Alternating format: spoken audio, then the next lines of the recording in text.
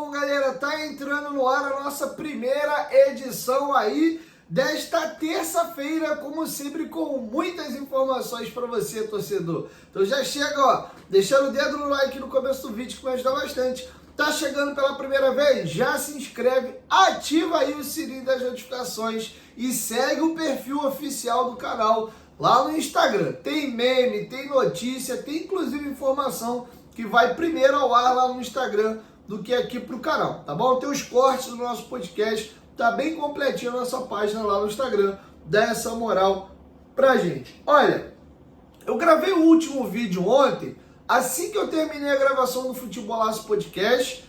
O vídeo foi ao ar 10h40 mais ou menos, eu gravei o vídeo ali 10 horas da noite, 10h05 por aí, e eu não retiro nenhuma palavra que eu coloquei ontem e vamos para os desdobramentos de hoje. Estou me referindo aqui à situação do zagueiro Ian Glavinovic. Estava tudo absolutamente certo para o jogador ser contratado.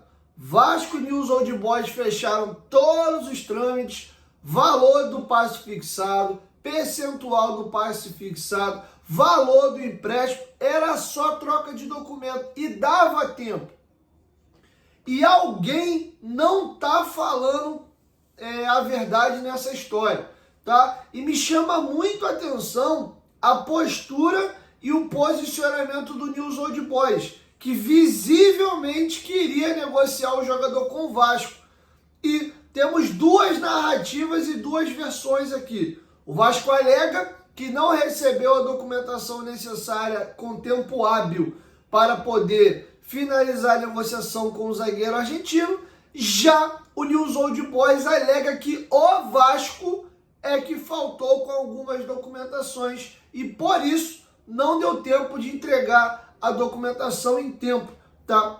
A Emanuele Ribeiro do GE fez uma matéria muito boa no Globoesporte.com, ouvindo os dois lados, e eu vou dar a minha opinião para concluir a situação aqui. Só lembrar os senhores antes que a Betfair é patrocinadora master do Clube de Regatas Vasco da Gama e nossa parceira aqui no canal, tá? Ao se cadastrar na Betfair, você tem direito aí a R$600 em apostas grátis durante 40 dias. Todo dia você tem R$15 para fazer de aposta grátis, tá? Tem direito a 10 super cotações e a 10 super preços, tá bom? Super preços são essas promoções que eu trago para vocês aqui no canal, e as nossas super cotações é você fazer uma bet específica, aplica a super cotação e a odd da aposta sobe, tá bom? Então vai lá na Betfair, se cadastre e comece a apostar. Você vai estar ajudando o Clube de Regatas Vasco da Gama e, claro, o meu trabalho aqui também, tá? Então faça o teu cadastro,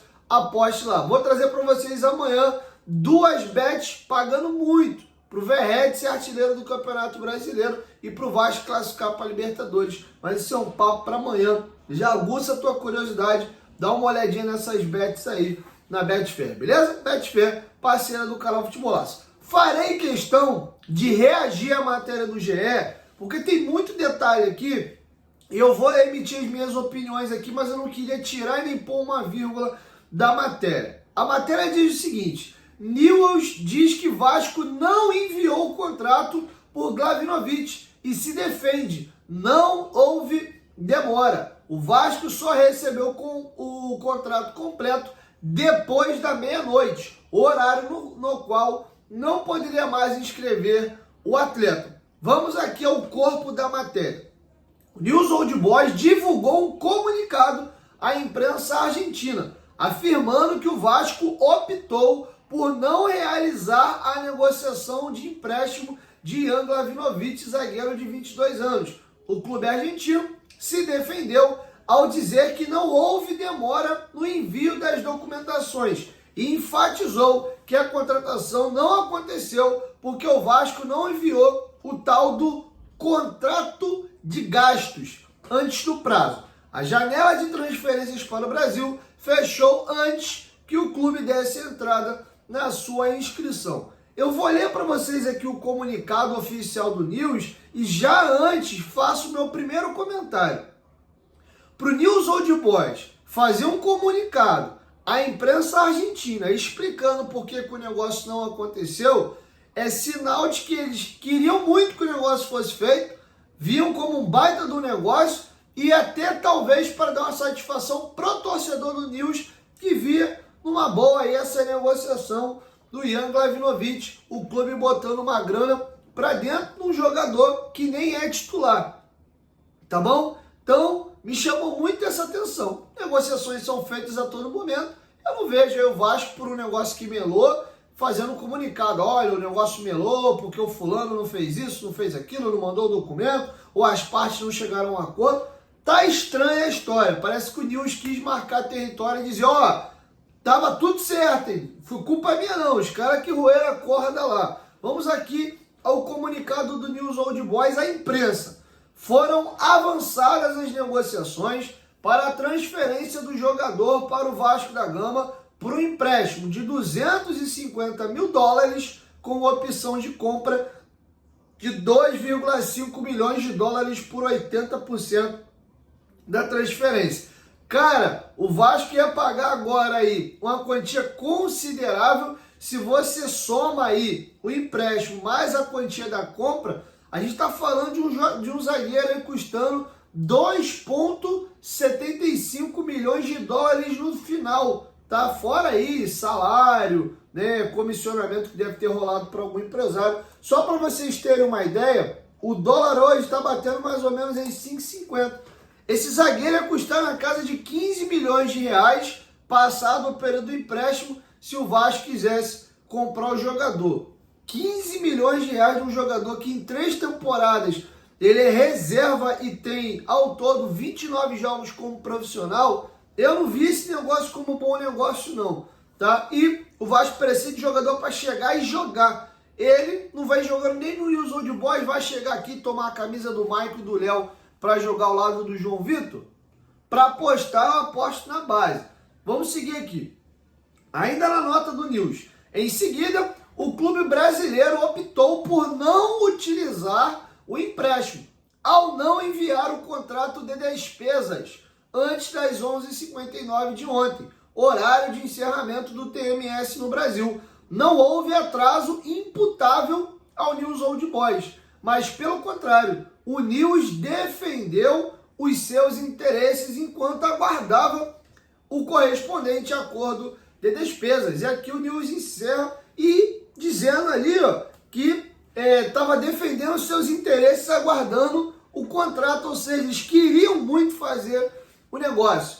O GE foi ouvir o outro lado, foi ouvir a versão do Vasco e agora a matéria se debruça sobre. Na segunda-feira, nas últimas horas de janela, o Vasco chegou a um acordo com o Newell's para a contratação por empréstimo de Klavinovic. E a partir daí, correu com as burocracias para oficializá-lo. A apuração do GE, com pessoas ligadas ao futebol do Vasco, é de que a direção vascaína não recebeu a tempo a documentação por parte do clube e da Federação Argentina. O Vasco empurra do Newell's e alega, ó, eu não recebi toda a documentação a tempo, então não deu para inscrever.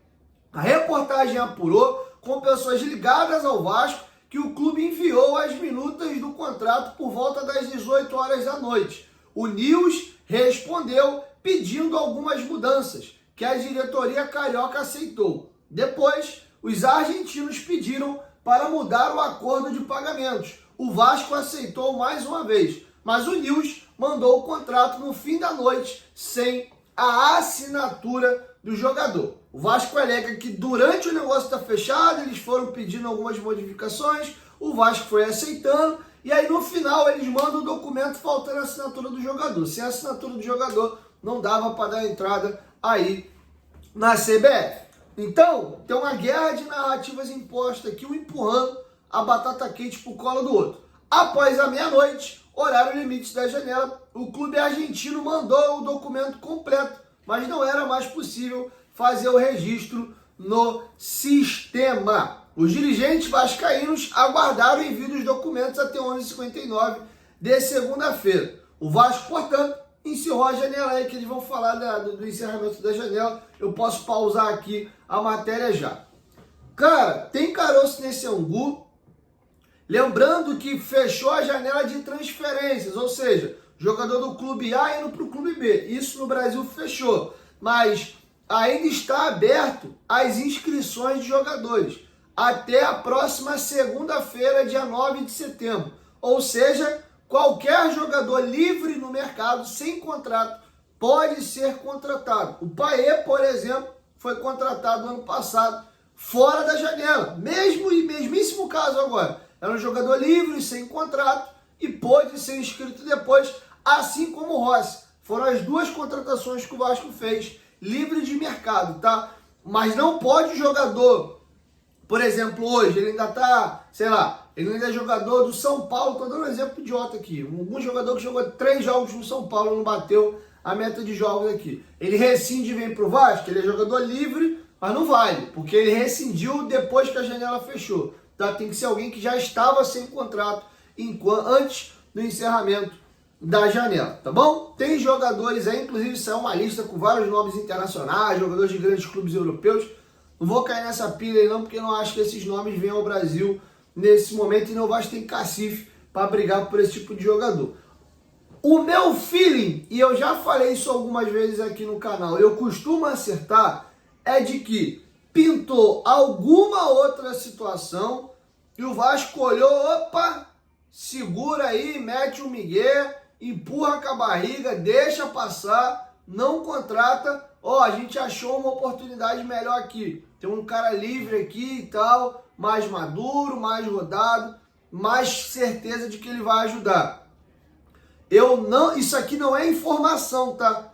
Por favor, não deturpe o que eu tô falando. O meu feeling é que pintou alguma coisa nesse inteirinho e o Vasco empurrou com a barriga pro negócio não se sacramentar do ontem. E aí vai em algum jogador livre, tá? Esse é meu feeling, não é informação, isso aqui é opinião.